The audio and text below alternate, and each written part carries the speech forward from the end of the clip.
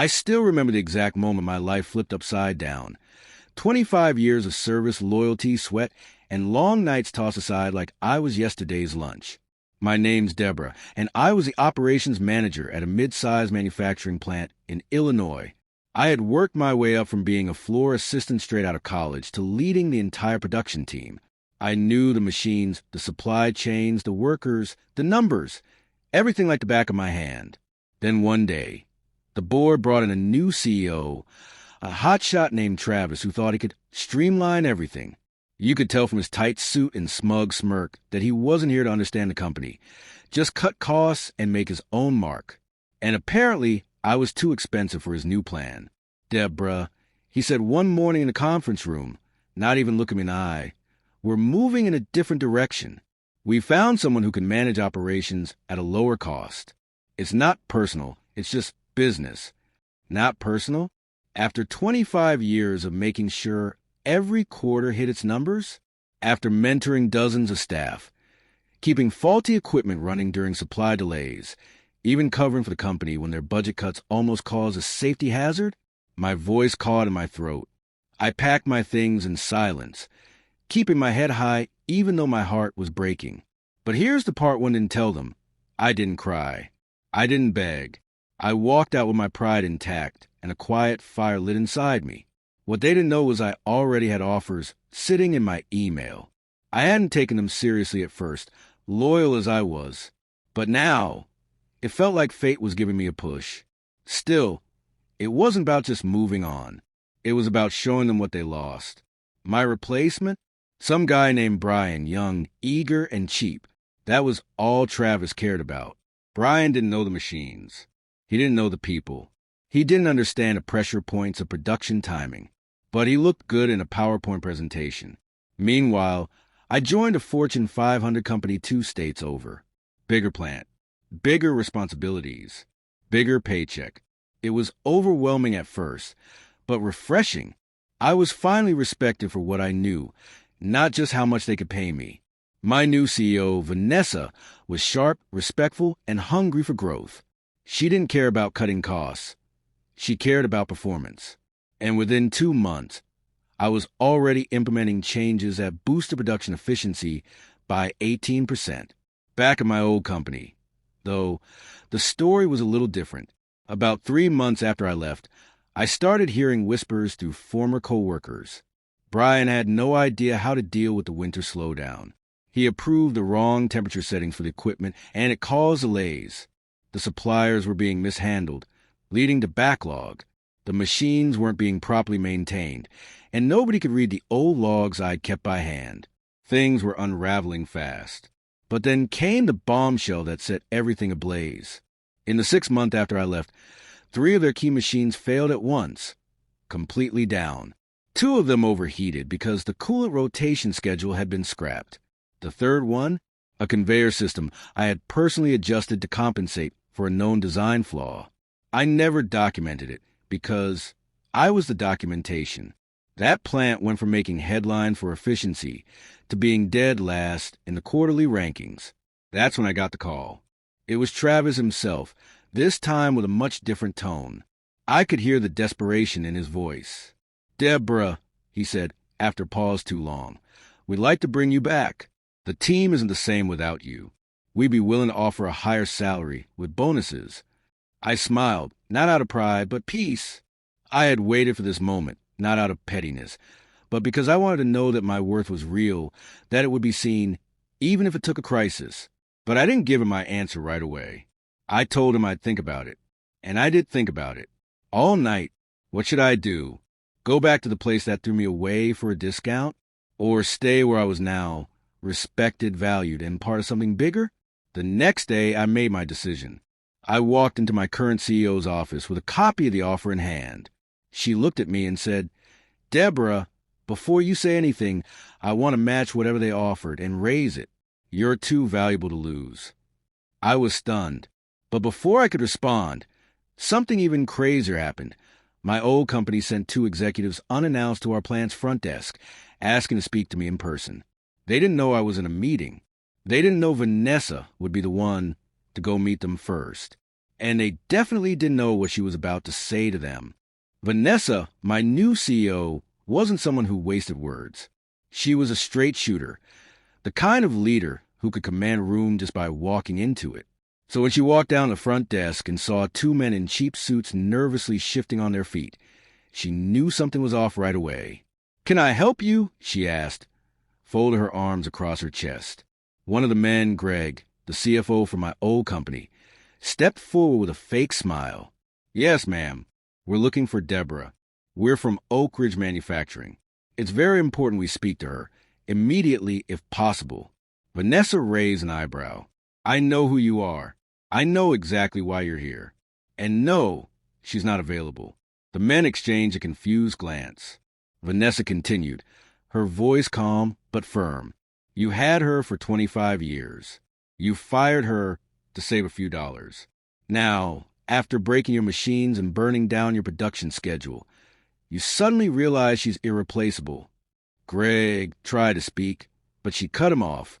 "You see, Deborah isn't just our operations manager. She's our secret weapon. And if you came here to try and buy her back with panic pay and empty apologies, let me save you the trouble. She's staying right here. And believe me, whatever she was worth to you, she's worth twice as much to us." Greg's face turned red. The other man, Travis' assistant if I remember correctly, looked like he wanted to melt into the floor. Vanessa smiled politely, but her eyes didn't. "I suggest you leave before I have security walk you out. And next time, treat your best people with respect before they become someone else's game changer." She turned and walked away, leaving them standing there like two confused interns on their first day of work. Meanwhile, I was upstairs in the conference room, watching the security footage live on the office screen. One of the engineers had pulled it up when he heard who was downstairs. The whole room erupted in cheers when Vanessa delivered the final blow. I couldn't help but laugh. It was surreal. I'd gone from being quietly discarded to being publicly defended, from being replaced to being fought over. But the real highlight came the following week. I got an email from Travis. The subject line just read, "Please." The message? A long-winded, desperate letter. He apologized profusely. He explained the chaos the company was in, how Brian had quit under pressure, how their major client was threatening to cancel their biggest contract due to late deliveries, and how the board was demanding answers. He asked if I would please come back, even just as a consultant. Attached was a contract offer. 6 figures. Company car. Full freedom to rebuild the department however I saw fit. Even a clause giving me final say over operational strategy. And then the kicker, I promise, Deborah, this time things will be different. For a split second, I almost felt sorry for him. But then I remembered sitting across from him that day in the conference room, being told it's not personal. How he didn't even look me in the eye. How they replaced me like I was nothing. So I typed up my reply.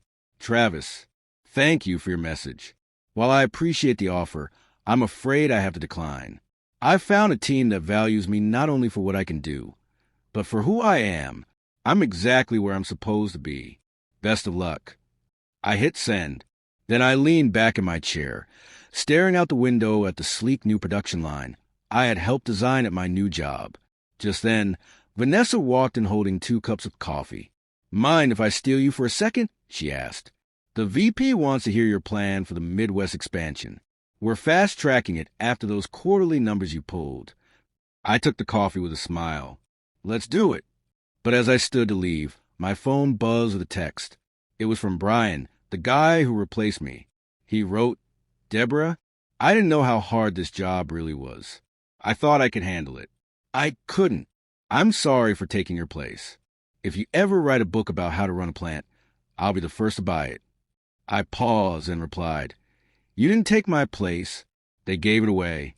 You just walked into the fire. Hope you're doing okay." He sent a thumbs up, and that was that.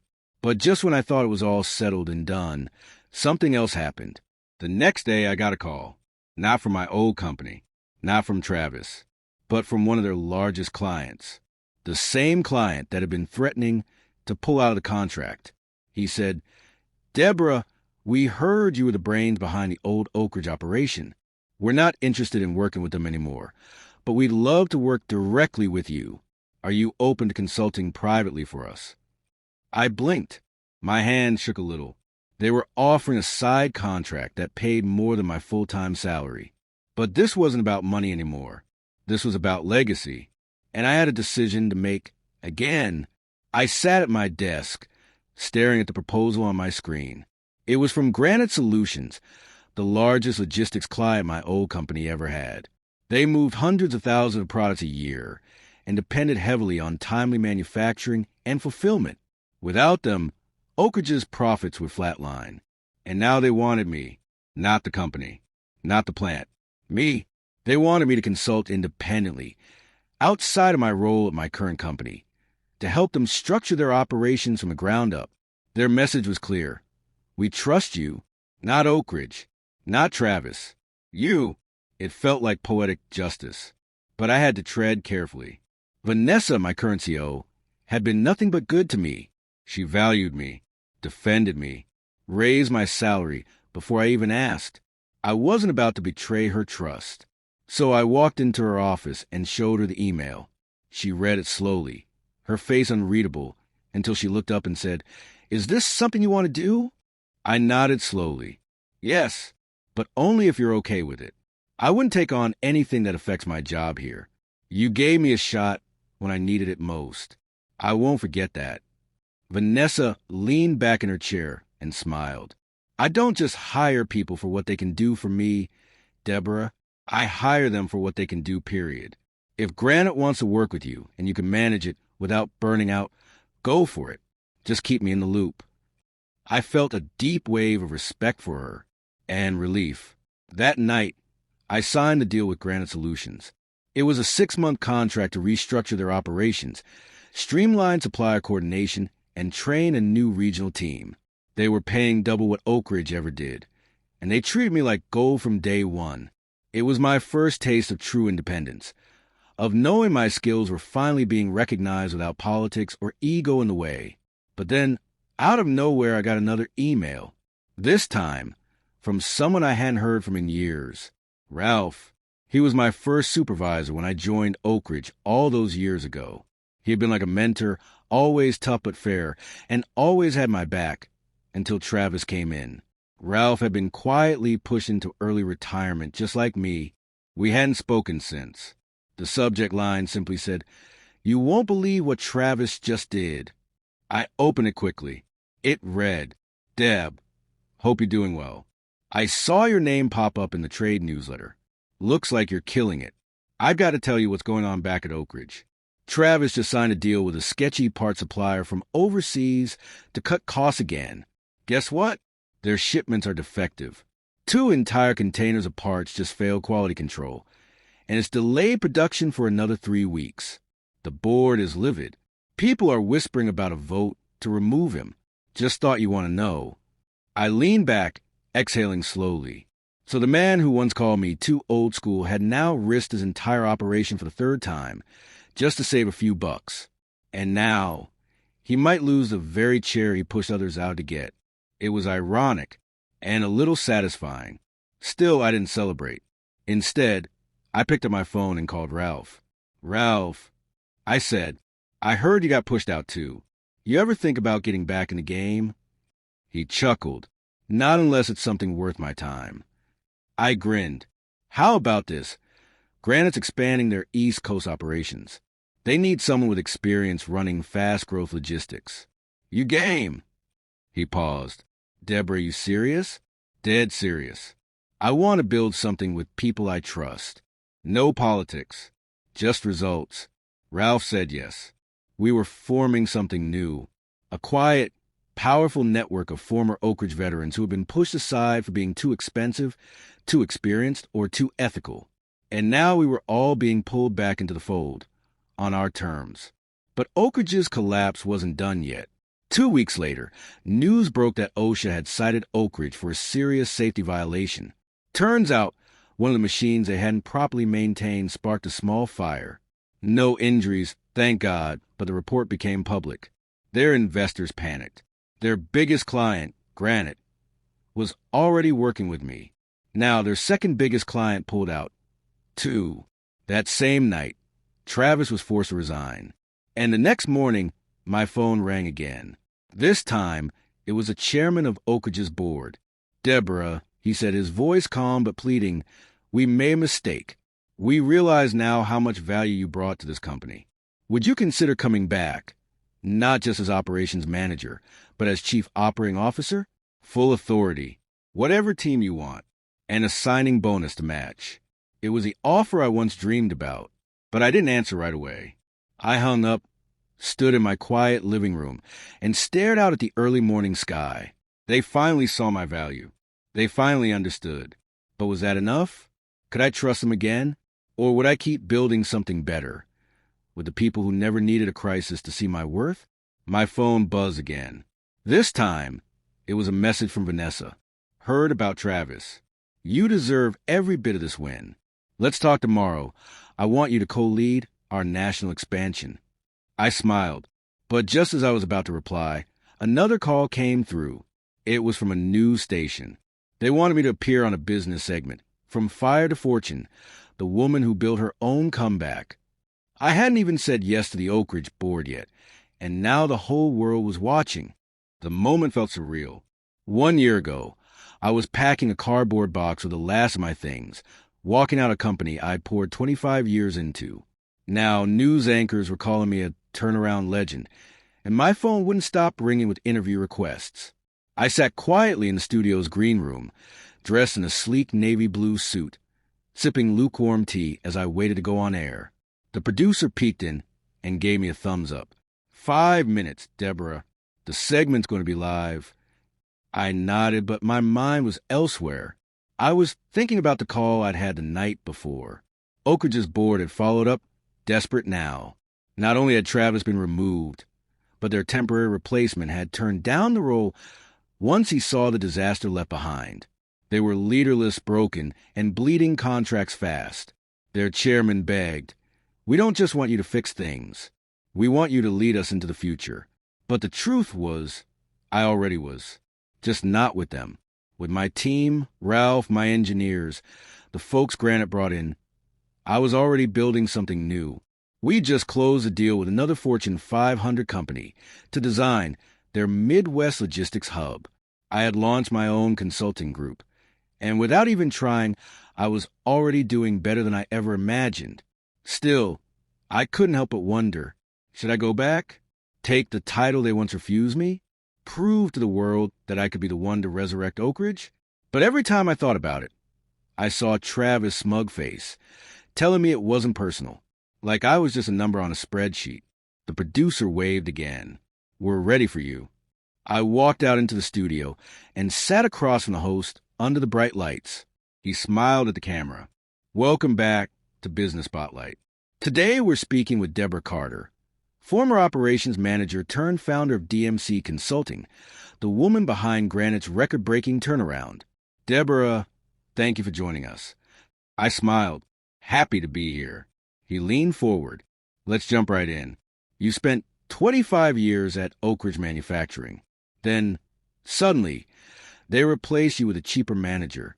Now, less than a year later, they're calling you back after major failures. Have you forgiven them?" The studio fell silent. The host's smile faded into curiosity. I took a slow breath and looked right into the camera. I've learned that forgiveness isn't about giving someone else peace. It's about giving yourself permission to move forward. I don't hold on to anger, but I also don't return to places that only valued me after everything fell apart. The host nodded, visibly impressed.